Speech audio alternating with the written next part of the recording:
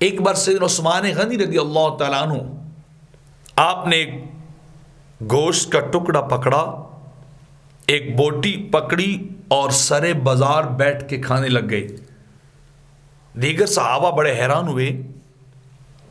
بڑے متعجب ہوئے اور کہنے لگے حضور آپ کیا کر رہے ہیں؟ سر راہ گزر پہ بیٹھ کر آپ جو ہے وہ کھانا تناول کر رہے ہیں، گوشت کھا رہے ہیں،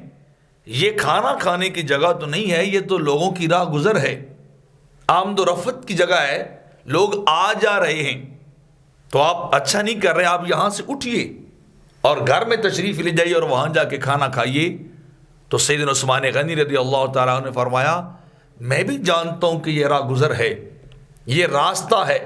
آمد و رفت کی جگہ ہے، لیکن میں اس بات کی طرف متوجہ نہیں ہوں کہ یہ راہ گزر ہے، یہ راستہ ہے۔ میں تو اتنا جانتا ہوں کہ ایک بار اسی طرح بیٹھ کے راستے میں میرے آقا نے کھانا کھایا تھا،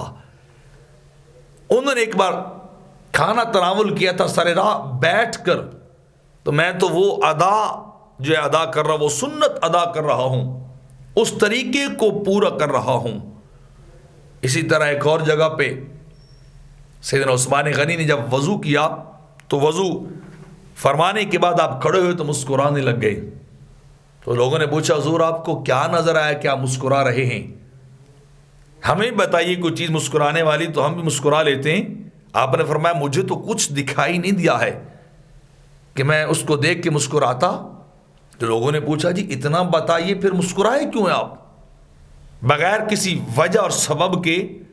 تو سیدنا عثمان غنی رضی اللہ تعالیٰ نے کہا کہ میں نے ایک بار اسی طرح مسکراتے ہوئے اپنے ماہی کو دیکھا تھا، اپنے محبوب کو دیکھا تھا،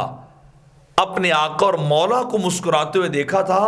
میں تو وہ سنت ادا کر رہا ہوں کہ وہ بھی مسکرائے تھے، میں بھی مسکرا رہا ہوں، نہ میں نے ان سے سبب پوچھا نہ انہوں نے مجھے بتایا،